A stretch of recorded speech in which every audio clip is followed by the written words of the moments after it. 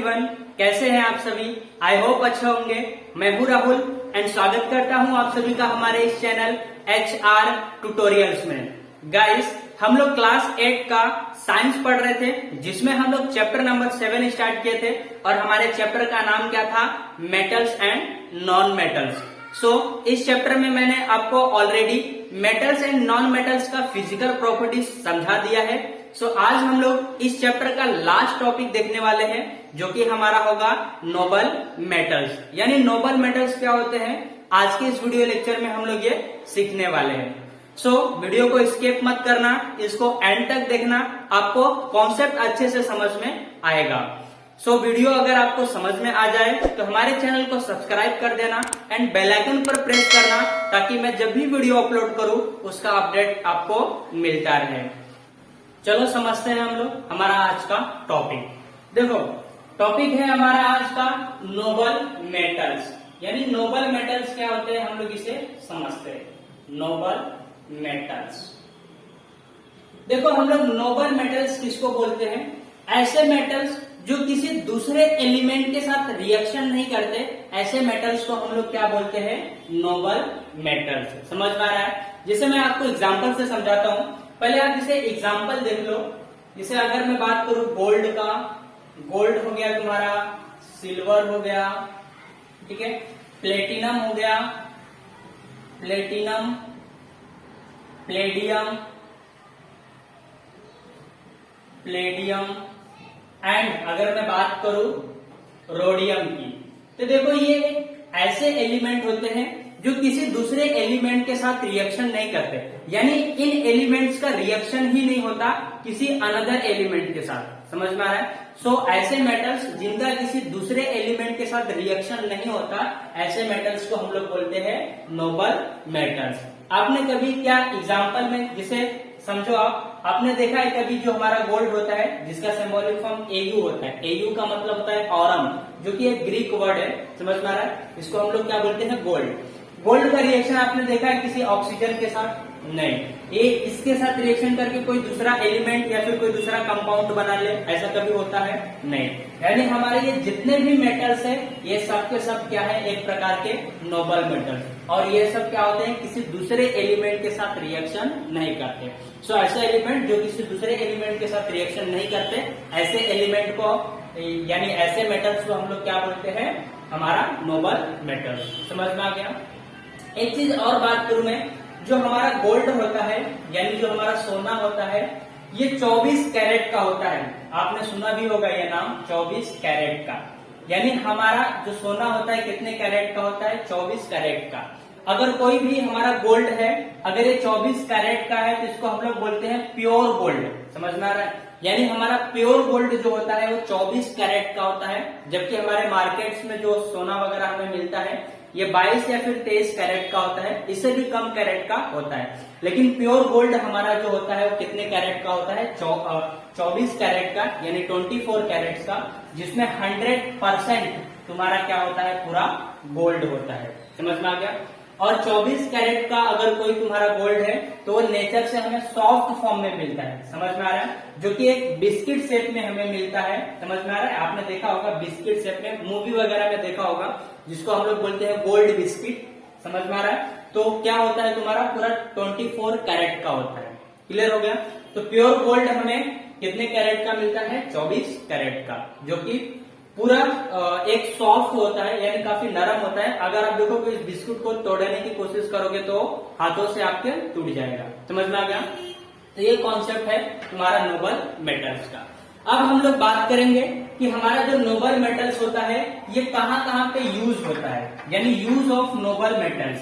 ठीक है। बहुत सी जगह पे आपने देखा होगा, यानी ऑर्नामेंट जो हम लोग बनाते हैं, पहनते हैं, ठीक है, ऐसे जगहों पे आपने देखा होगा इसको यूज करते हुए। ठीक है। यानी यूज ऑफ नोबल मेटल्स, इसका यूज आपने कहां पे देखा है, तो जैसे आपने देखा होगा मैक ज्वेलरीज, यानी ज्वेलरीज बनाने में इसका यूज होता है। ठीक है। ज्वेलरीज यहाँ पे बनाते हुए आपने देखा होगा, ज्वेलरीज की दुकानों पे आपने गोल्ड का यूज करते हुए देखा होगा, सिल्वर का यूज करते हुए देखा होगा। ठीक है। एक और है प्लेटिनम, ठीक है, इसका भी यूज ज्वेलरीज के दुकान पे होता है, यानी गहने वगैरह बनाने के लिए इन सब का यूज होता है। समझ में आ गया? तो मेक ज्वेलरीज यानी ज्वेलरीज बनाने में, जैसे एग्जांपल हो गया तुम्हारा गोल्ड, सिल्वर, इन सब का यूज होता है। आपने देखा होगा जो भी महिलाएं हैं या फिर बहुत से पुरुष लोग भी गोल्ड की चीजें पहनते हैं। समझ में आ गया? तो कोई गोल्ड का पहनता है, कोई सिल्वर का पहनता है, सब अपने कैपेसिटी के हिसाब से पहनते हैं। इनका यूज आपको समझ में आ गया। दूसरा आप देखे होंगे जो हमारा सिल्वर होता है ना, सिल्वर, ये बहुत से मेडिसिन में यूज होता है। ठीक है, मेडिसिन में यूज होता है। क्यों होता है, इस कॉन्सेप्ट को समझो। तो देखो जो हमारा सिल्वर होता है ना, इनमें एक बैक्टीरिया की प्रॉपर्टीज होती है। ठीक है, यानी हमारे बॉडी में जब कभी भी कोई बैक्टीरिया एंटर करता है तो इनके पास एक प्रॉपर्टी होती है उस बैक्टीरिया को किल करने की, यानी उस बैक्टीरिया को मारने की। समझ में आ रहा है? सो इसलिए हम लोग इसका यूज करते हैं, जिसको हम लोग बोलते हैं एंटी बायोक्टेरियल। ठीक है, एंटी बैक्टेरियल। समझ में आ रहा है? इनके पास एक प्रॉपर्टीज होती है सिल्वर के पास, जो कि बैक्टीरिया को क्या करते हैं, किल करने की प्रॉपर्टीज होती है। तो इसलिए बहुत सारे हम लोग मेडिसिन में सिल्वर का यूज करते हैं, और उस बैक्टीरियल को हम लोग क्या नाम बोले हैं, एंटी बैक्टीरियल। समझ में आ गया? यानी एक एंटी बैक्टीरियल होता है, जिससे क्या होता है, कोई भी बैक्टीरिया अगर हमारे बॉडी में एंटर करता है तो उसको ये किल करने की प्रॉपर्टीज रखते हैं अपने पास, इसलिए इनका यूज वहां पे होता है। ठीक है, थर्ड पॉइंट आपने देखा होगा बहुत सारे मेटल्स, ठीक है, मेडल्स बनाने में, यानी मेडल्स बनाने में भी हम लोग गोल्ड या फिर सिल्वर का यूज करते हैं। ये आपने देखा है, इसमें कुछ आपको बताने की जरूरत नहीं है। पहला प्रॉपर्टीज ज्वेलरीज बनाने में, दूसरा प्रॉपर्टीज जो हमारा सिल्वर होता है मेडिसिन बनाने में, तीसरा प्रॉपर्टीज मेडल्स बनाने में। समझ में आ गया? फोर्थ पॉइंट हम लोग देख लेंगे, तो क्या है हमारा, ये जो इलेक्ट्रिक डिवाइस में भी बहुत से ऐसे इलेक्ट्रिक डिवाइस होते हैं जहां पे ये नोबल मेटल्स का यूज किया जाता है, जैसे गोल्ड एंड सिल्वर का। ठीक है, मैं एग्जांपल अभी आपको समझाता हूँ।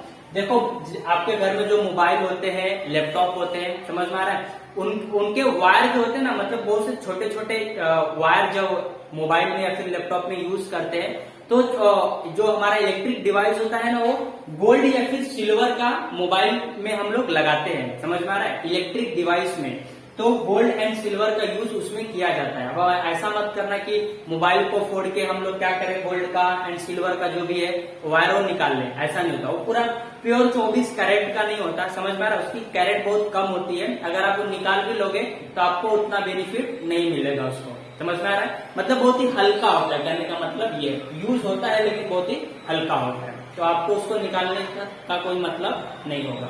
समझ में आ गया आपको? तो इलेक्ट्रिक डिवाइस में भी हमारे गोल्ड एंड सिल्वर का यूज किया जाता है, जो कि एक प्रकार का क्या है, तुम्हारा नोबल मेटल्स है। समझ में आ गया?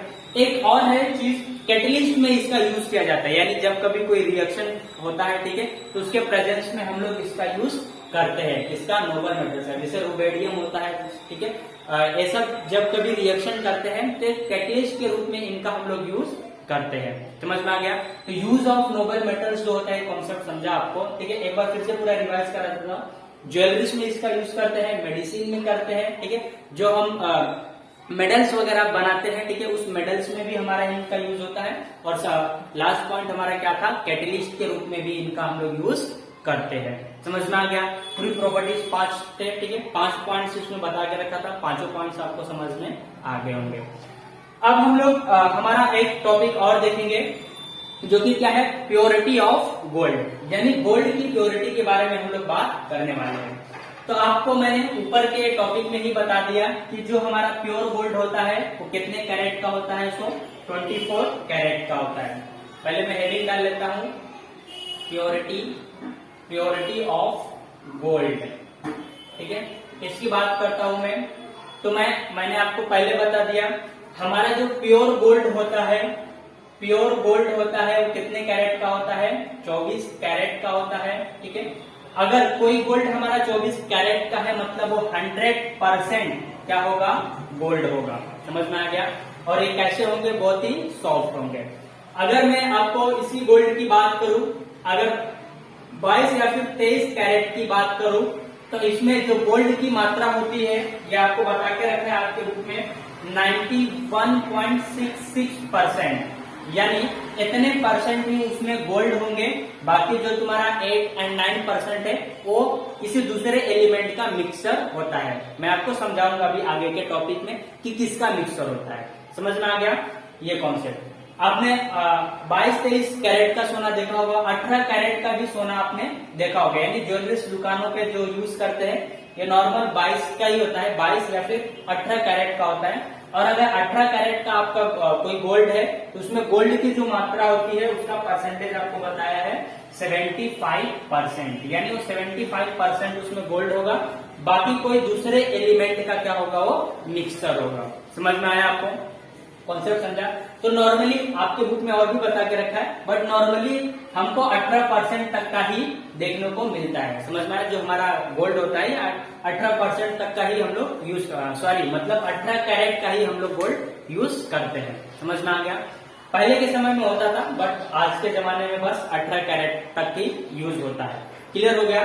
तो अगर 24 कैरेट का है मतलब 100% गोल्ड होगा, और 22 या फिर 23 कैरेट का है मतलब 91% क्या होगा उसमें गोल्ड होगा, और 18 कैरेट का है मतलब 75% गोल्ड होगा, बाकी अनदर किसी दूसरे एलिमेंट का क्या होगा वो मिक्सचर होगा। समझ में आ गया? जैसे मैं एक चीज और बता देता हूँ, जो हमारा गोल्ड होता है मैंने आपको पहले भी बताया कि गोल्ड हमारा क्या होता है, काफी सॉफ्ट होता है। समझ में आ रहा है? और इसको हम लोग, जो कि मैंने आपको ऊपर के टॉपिक में बताया कि इसका यूज ज्वेलरीज वगैरह में करते हैं, तो हमारा जो भी ज्वेलरीज होता है थोड़ा सॉफ्ट ना होके क्या होना चाहिए, हार्ड होना चाहिए। ठीक है? तो हम लोग गोल्ड को हार्ड बनाने के लिए, यानी सॉफ्ट से उसको हार्ड बनाने के लिए हम लोग इसमें कॉपर एंड सिल्वर का यूज करते हैं। ठीक है? कॉपर एंड सिल्वर का यूज करते हैं। समझ में आ रहा है? यानी सिल्वर का मिक्सचर करते हैं। तो जब कभी भी हम लोग कॉपर एंड सिल्वर को मिलाते हैं तो जो हमारा गोल्ड होता है वो क्या होता है, थोड़ा हार्डनेस शेप में कन्वर्ट होता है। समझ में आ रहा है? तो ये था तुम्हारा purity of gold topic. I hope आपको अच्छे से समझ में आया होगा। तो आज के लिए बस इतना ही, हम लोग यहीं तक पढ़ने वाले हैं। नेक्स्ट वीडियो में हमारा 2 टॉपिक और बचा है, करोजन एंड आपको एलॉय समझाना है मुझे। ठीक है? करोजन एंड एलॉय, तो ये दोनों टॉपिक भी इंपॉर्टेंट है, इसको देखना। वीडियो अगर आपको अच्छा लगा हो तो हमारे चैनल को सब्सक्राइब कर लेना एंड बेल आइकन पर प्रेस कर लेना। मिलते हैं नेक्स्ट वीडियो में।